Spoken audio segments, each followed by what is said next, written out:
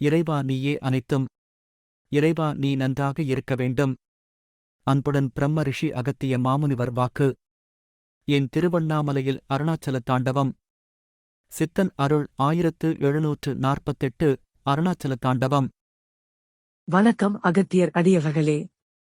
இந்த மாத தொடக்கத்தில் திருவண்ணாமலையில் கடும் மழை பொழிவு ஏற்பட்டு மலையில் நிலச்சரிவு ஏற்பட்டு அதனால் சில உயிரிழப்புகளும் ஏற்பட்டது. திருவண்ணாமலையில் கார்த்திகை தீபத்திற்கு என சில நாட்களே இருக்கும் பொழுது அண்ணாமலையில் ஏற்பட்ட இந்த சம்பவம் பக்தர்களுக்கு சில மனகலக்கத்தை ஏற்படுத்தியது. இதை குறித்து அனைவரும் கவலை கொண்டிருந்தனர். அகத்தியர் மைந்தன் திரு ஜானகிராமன் ஐயா அவர்களுக்கு குருநாதர் அகத்திய பெருமான் திருவண்ணாமலையில் இப்படி நடக்க என்ன காரணம் என்பதை சுவடியில் வாக்குகளாக கூறினார். அன்புடன் பிரம்ம ரிஷி அகத்திய மாமுனிவர் வாக்கு. ஆதி ஈசனின் பொற்கமலத்தை பணிந்து செப்புகின்றேன் அகத்தியன். அப்பனே முன்பே ஏனைய வாக்குகளிலும் கூட அப்பனே உரைத்துக் கொண்டே வருகின்றேன். அப்பனே அழிவு காலம் அப்பனே.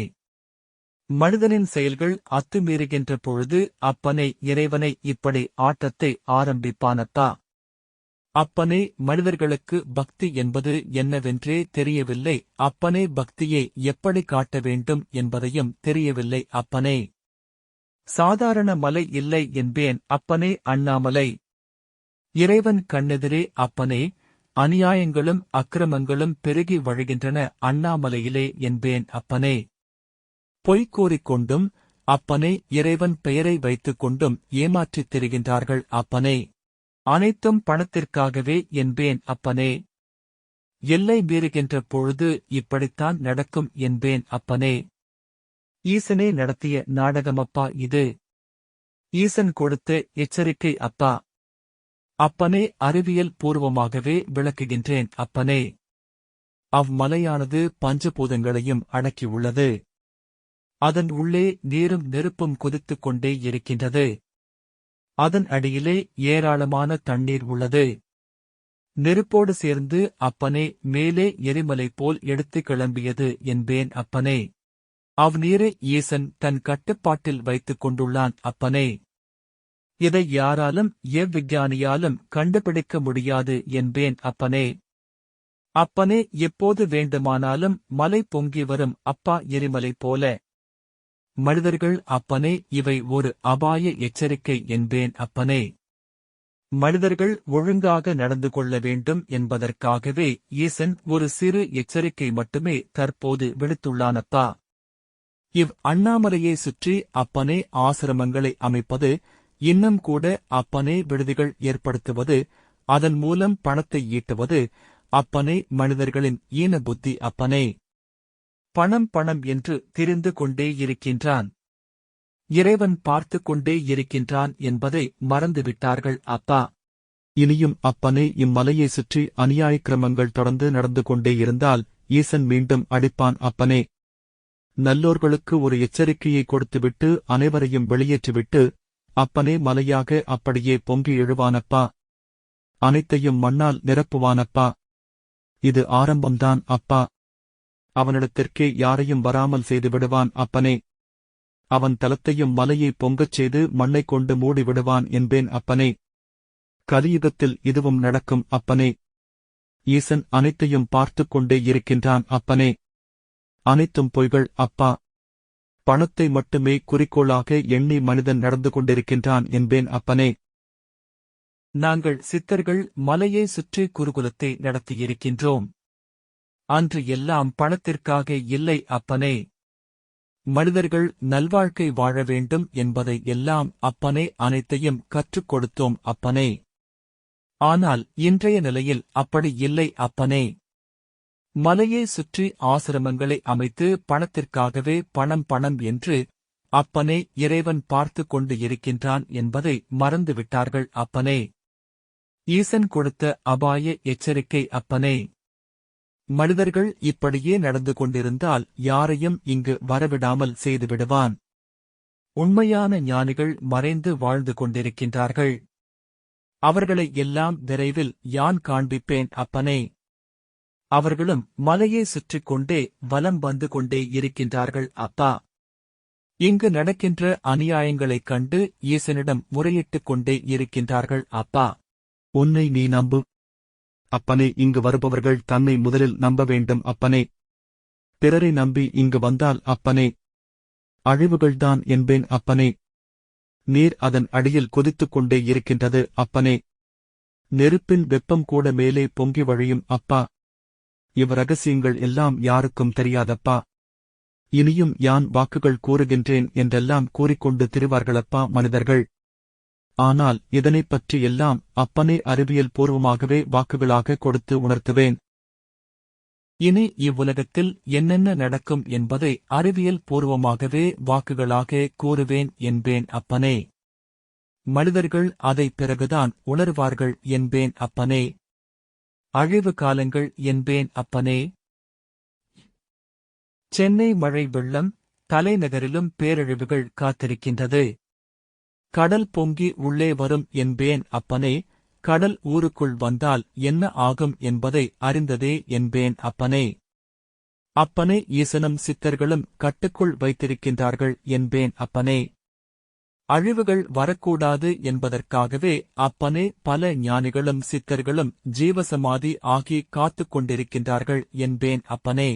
ஞானிகளும் சித்தர்களும் ஈசனிடத்தில் முறையிட்டு நல்லோர்களும் இருக்கின்றார்கள். ஈசனே அவர்களை காக்க வேண்டும், ஈசனே என்றெல்லாம் போராடி காத்துக் கொண்டிருக்கின்றார்கள் அப்பனே. எப்பொழுது அழிவுகள் வரும் என்பதை தெரியாது அப்பனே. மனிதர்களுக்கு காஞ்சிபுரம் வரை கடல் நீர் பொங்கி வழியும் அப்பா.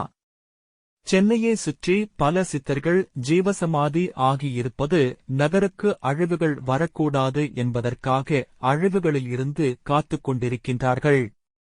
அப்பனே நவதானியங்களை வைத்து ஏன் தீபங்களை ஏற்ற சொன்னேன் என்றால் அப்பனே. அப்பனே ஈசன் மறுத்துவிட்டானப்பா. இவ்கார்த்திகை தீபம் தன்னை ஏற்றக்கூடாது எந்தனுக்கு. மனிதர்களின் செயல்கள் கண்டு ஈசன் தீபம் தனி நடத்திவிடக்கூடாது என்று அப்பனே முடிவெடுத்து விட்டான் என்பேன் அப்பனே. ஆனால் பொறுத்திருக ஈசனே பொறுத்திருக என்றெல்லாம் யாங்கள் போராடிய அப்பனே அழிவில் இருந்து காத்துக் கொண்டிருக்கின்றோம் அப்பனே. ஈசன் கருணை உள்ளவன்தான் அப்பனே. ஆனால் ஒரு நிலை வரை நான் பார்ப்பான் என்பேன் அப்பனே. அடித்து நொறுக்கிக் கொண்டு போய்க் கொண்டே இருப்பான் என்பேன் அப்பனே. அவந்தருடைய ஆலயத்தையும் கூட திருவண்ணாலை மண்ணை கொண்டு நிரப்பி விடுவான் அப்பனே. யாரும் இங்கு வர முடியாமல் செய்து விடுவான் என்பேன் அப்பனே. ஈசன் ஒரு சிறிய எச்சரிக்கை மட்டும் தற்பொழுது காட்டி உள்ளான் அப்பனே. என் பக்தர்களை ஏன் தீபம் ஏற்றச் சொன்னேன் என்றால், யாரெல்லாம் யான் கூறியபடி விளக்கேற்றி வழிபட்டார்களோ அவர்களுக்கு பரிபூரண ஆசிகள் உண்டாப்பா. பேரழிவுகள் ஏற்பட்டு இன்னும் பல பேர் காணாமல் போய் இருக்க வேண்டியது என்பேன் அப்பனே. நீங்கள் ஏற்றிய விளக்கு அவர்களுடைய ஆத்மாவை சாந்திப்படுத்தவே என்பேன் அப்பனே. உயிரிழந்த ஆன்மாக்கள் மகிழ்ச்சி அடைந்து மீண்டும் இவ்தலத்திலேயே பெறப்படுத்து உயர்வாக வாழ்வார்கள் என்பேன் அப்பனே. இவ் ஆன்மாக்களை சாந்திப்படுத்த யாரெல்லாம் தீபங்களை ஏற்று வழிபட்டார்களோ அவர்களுக்கெல்லாம் அப்புண்ணியங்கள் கிட்டும் என்பேன் அப்பனே. தீபம் ஏற்றி வழிபாடு செய்தவர்கள் குடும்பமே செழித்து வாழும் என்பேன் அப்பனே. பிள்ளைகள் பரம்பரை என அப்பனே நீடூழி வாழ்வார்களப்பா. நவகிரகங்களின் சக்தியானது மொத்தமாக அண்ணாமலையிலே படுகின்றது.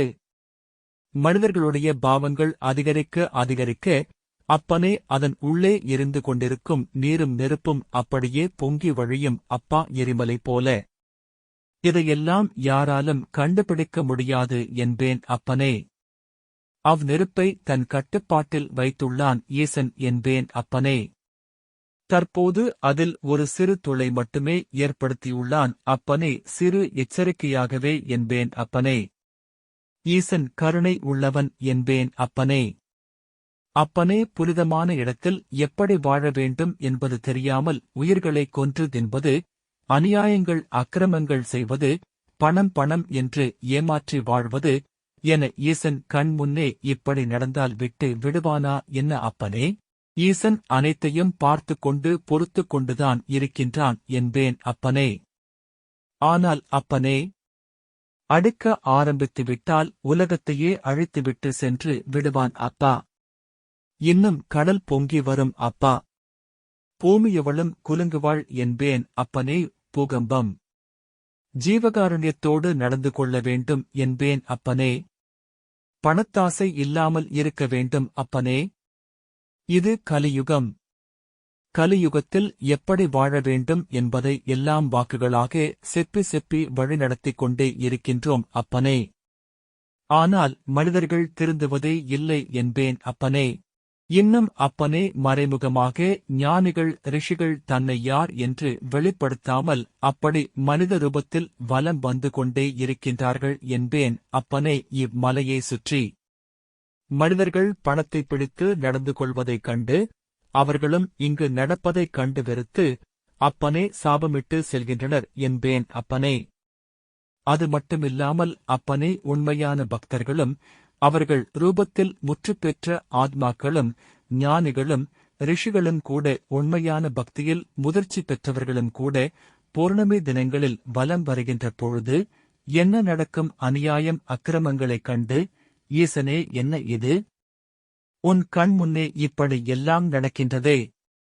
இதையெல்லாம் நீ பார்த்துக் கொண்டுதான் இருக்கின்றாயா? இதற்கெல்லாம் விடிவு இல்லையா? இதற்கெல்லாம் தண்டனைகள் கிடையாதா?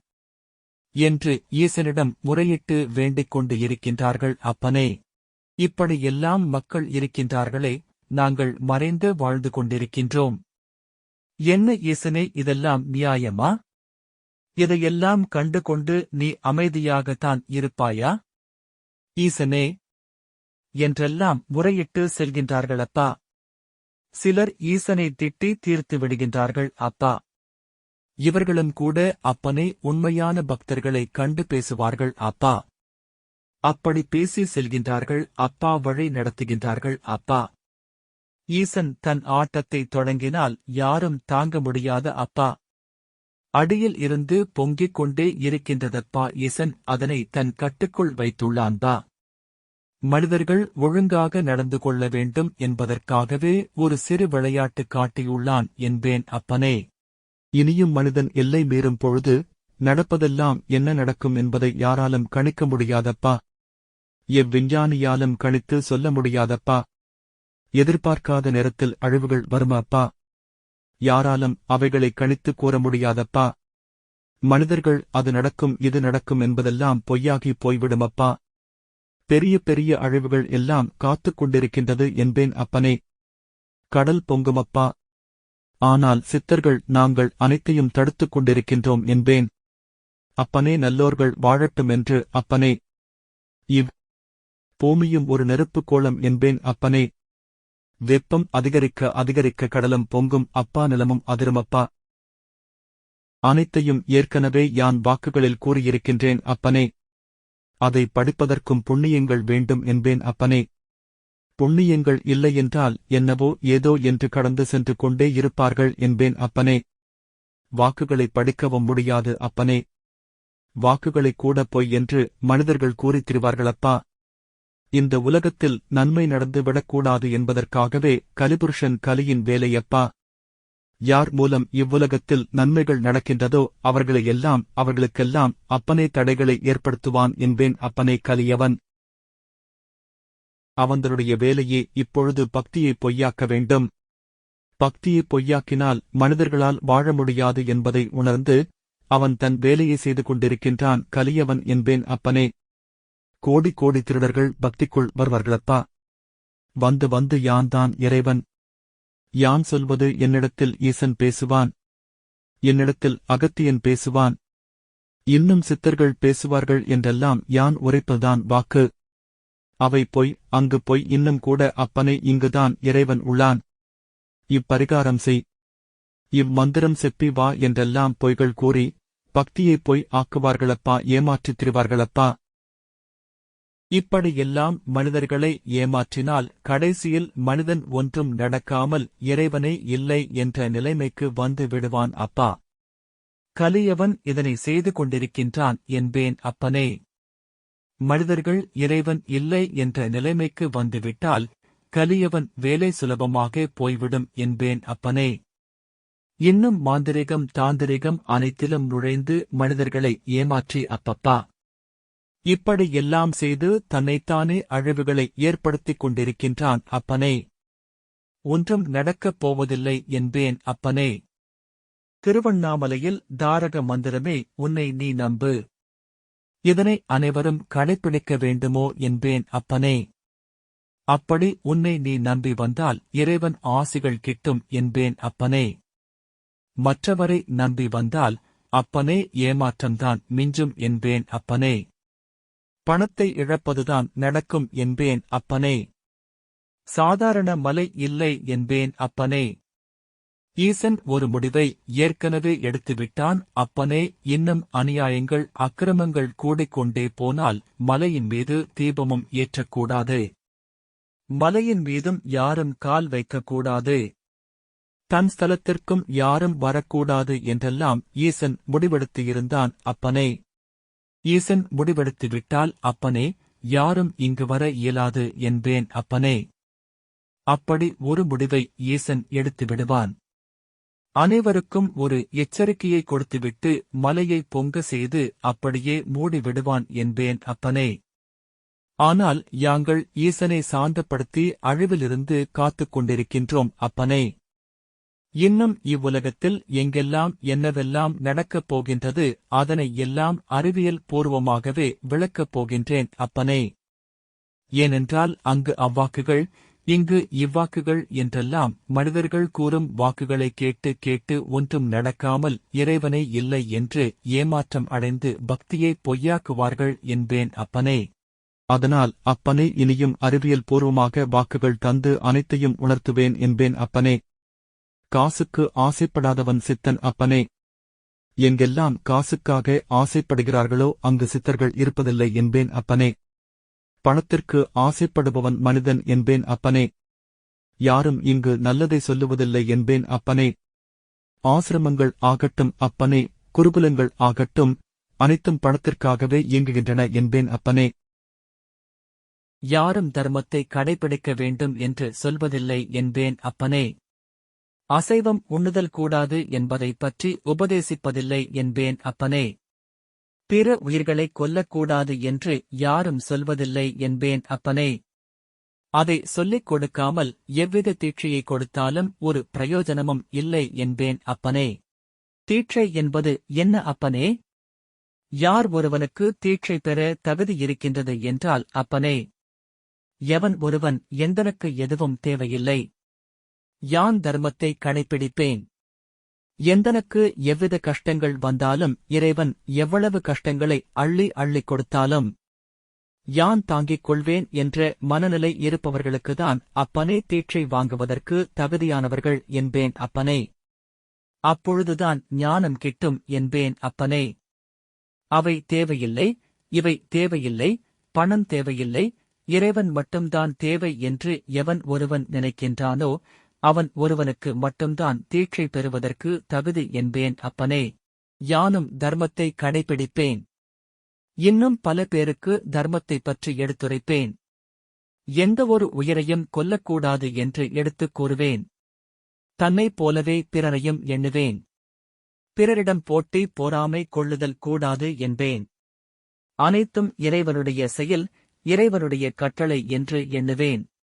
இப்படி யார் யோசிக்கின்றார்களோ அவர்கள்தான் தீட்சை பெறுவதற்கு தகுதியானவர்கள் என்பேன் அப்பனே. ஆனால் இதுபோல யாரும் ஆள் இல்லை அப்பா. இனியும் யாங்கள் நிரூபிப்போம் என்பேன் அப்பனே. மனிதர்களுக்கு சொன்னால் புரிவதில்லை என்பேன் அப்பனே. நிரூபித்து காட்டினால்தான் தெரியும் என்பேன் அப்பனே. இனியும் யாங்கள் யார் என்பதை காட்டுவோம் என்பேன் அப்பனே. இனிமேலும் மனிதர்கள் திரும்பிக் கொள்ள வேண்டும் என்பேன் அப்பனே. நல்லோர்கள் வாழ வேண்டும் என்பதற்காகவே அப்பனே யாங்கள் வாக்குகள் தந்து தந்து வழி நடத்திக் கொண்டிருக்கின்றோம் என்பேன் அப்பனே. இனியும் வாக்குகள் உண்டு என்பேன் அப்பனே. இன்னும் அடுத்த வாக்கில் விளக்கமாகவே எடுத்துரைக்கின்றேன் அப்பனே. ஆசிகள் ஆசிகள். ஓம் அன்னை ஸ்ரீ லோபாமுத்ரா உடனுரை தந்தை அகத்திய மாமுனிவர் திருவடிகளில் சமர்ப்பணம். சர்வம் சிவார்ப்பணம். ஓம் அகத்தீசாய நமஹ.